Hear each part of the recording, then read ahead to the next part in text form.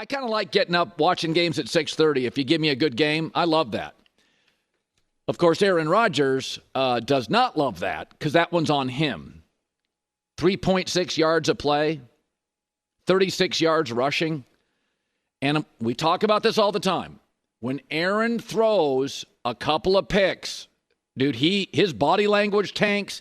He gets very cool and breezy with his mechanics. He's barking at the offensive coordinator, treating him like a personal assistant. Aaron goes into a darkness retreat during the game.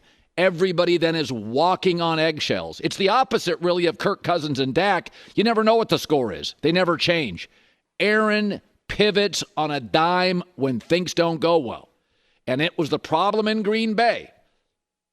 You can call it pouting. You can call it darkness retreat. You call it whatever you want. We discussed this last week. Nobody goes darker faster than Aaron.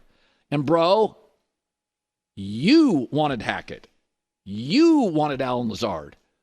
How in the world, with two capable running backs, one a semi-star, can you be 32nd in the NFL in rushing? And by the way, Garrett Wilson, targeted 22 times, is excellent, but this is really troubling.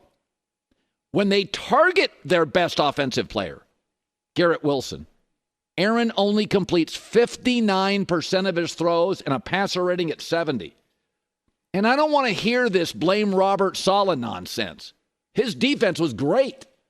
If his GM and owner would have signed Haasan Reddick, I don't know how you'd move on him. They just totally shut down in the second half the best offense in the NFL. Shut it down. They got great corners. They're aggressive. They don't have Huff now. They don't have Reddick. Quinnen Williams got hurt. They shut Minnesota down. That's the first time this year, Sam Darnold, you're like, old Sam Darnold. Don't blame Saleh. He didn't whiff on a quarterback in the draft. He didn't whiff on a left tackle, forcing the franchise to give Aaron all control. And we know what Aaron does when you do that. He seeks comfort. He wants a Randall Cobb, an Allen Lazard. He wants a Nat Hackett. That's all on Aaron. But Saleh's side of the ball, he wouldn't have hired Hackett. They were forced to because the GM whiffed on the left tackle and a quarterback. He's not impulsive. The owner is. I mean, the only thing tell me if you've heard this before. It's 2024. The Jets are great on defense, but their offense is holding them back. Did you know through 5 games, I couldn't believe it when I saw this. Through 5 games, the Jets have 93 points. That's the exact same they had last year with Zach Wilson.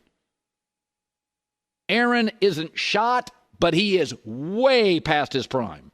And this franchise, out of desperation, they're a better version of the Browns, honestly. Desperate, low self-esteem, impulsive, have handed the franchise to a guy that seeks comfort, pivots the dark in a second if things don't go his way. I mean, I'll give Aaron credit. He's still pretty. But boy, when he throws a couple of picks, watch his mechanics. He gets real cool and breezy. Without saying it, he's saying it. He's doing this to his offensive coordinator to humiliate him. He's not your personal assistant. You shouldn't treat your personal assistant like that. So, you if you get called the savior and you built an offense that made you comfortable, then it's on you. Now, Aaron, to his credit after, took the hit. Just got to be, honest with your performance every single week and hold yourself to a standard. Obviously, that was below my standard. I just found out I've never thrown 2 picks in the first quarter before. So that's a first. In a game where you lose by 6, plays like that are exponentially highlighted. So 3 turnovers for me is definitely out of character, and I'm disappointed. By the way, the reaction in New York is predictably intense and silly. Let's fire Saleh. The defense is the only thing that works since he went to the Jets. That's his side of the ball. He didn't whiff on a quarterback in the first round. He didn't whiff on a left tackle. He wouldn't have hired Nat Hackett.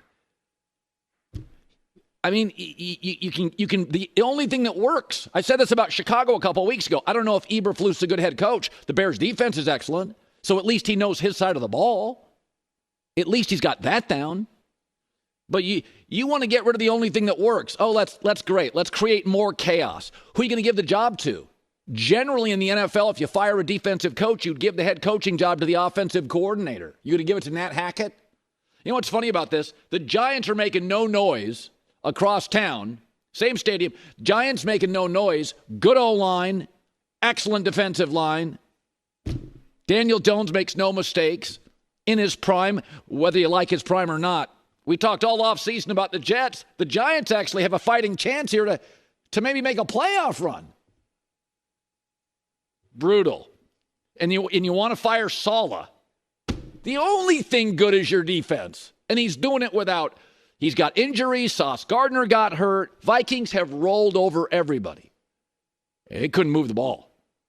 Second half, they couldn't move the ball at all. You want to get rid of that guy? You going to give Hackett the gig? A lot of this stuff is Saleh's trapped. He got into a shouting match reportedly last year with the owner. I mean, he's trying to push back. He's doing everything he can. And he's trying to be friends with Aaron. He gives him a bro hug, and Aaron pushes back. He's trying. Well, why would you fire the only thing that works? Aaron Rodgers' fingerprints are all over the Robert Saleh firing. I presume many of you who would turn in to watch or listen to a show like this read about it yesterday. Let's be very clear. This is Aaron Rodgers having his second coach fired. Now, I'm not going to bang on him for that because Magic Johnson got a coach fired. And John Elway got Dan Reeves fired. And Tom Brady got Bruce Arians moved upstairs. And LeBron, I don't have time for all the LeBron pushes out the door. I counted 3 this morning. There may be 6. Okay, and I love LeBron. So I'm not going to bang on Aaron for that. But what Aaron has become, and his whole brand now, is lack of trust. He doesn't trust the government. He doesn't trust Saleh. He doesn't trust the media. He's like alternative.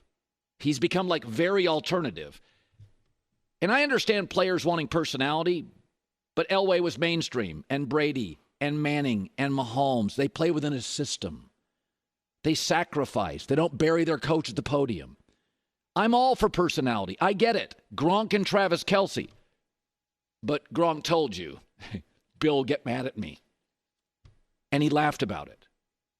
Aaron doesn't laugh about that stuff. It's snark a mile long.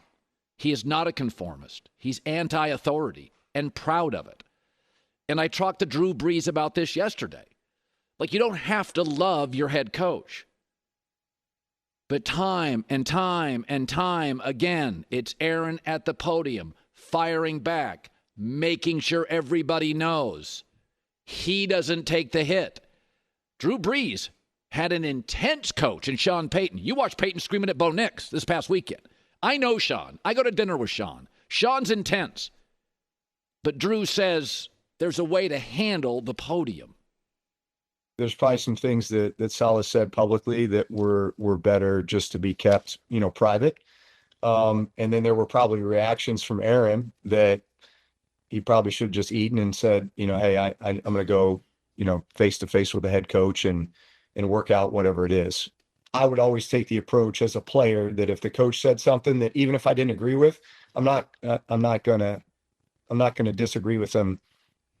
I'm not going to play that out in the media. I'm going to go talk to him one-on-one, man-to-man, player coach, and come up with a solution.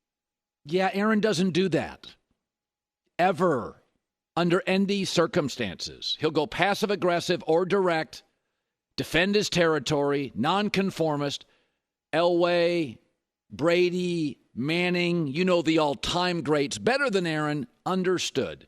You can have a personality, but it's a conformist league for coaches and quarterbacks. And I know Aaron doesn't believe anything in the media, but here's some cold, hard facts.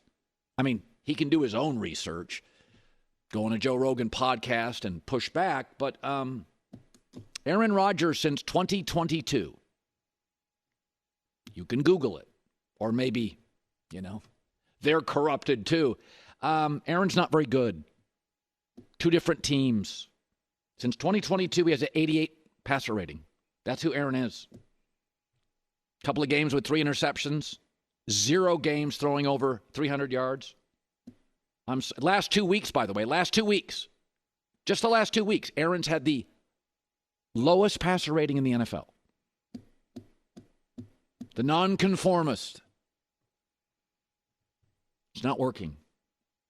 It's and this defensive coordinator, now head coach, former player, I'm going to go with Saleh's probably a better coach. Maybe not, but I'm sure you can dispute all this stuff on a podcast, but this is what Aaron's become. I'm not going to crush him for getting a coach fired. Elway did, Magic did, LeBron's done it several times. That's not what I'm going to do here. But what he's become is what I've been saying for the last 3 years. He's just not very good. He's not. Packers, Jets, there are the numbers. He's not very good. He's not as good as Kirk Cousins. That's indisputable. He's not as good as Dak. He's not. Look up the numbers. It's not like Dak's got a lot of weapons. Not like Dak's outside of CeeDee Lamb. What's Dak have? Kirk Cousins playing on another team with a bunch of kids. They're both better.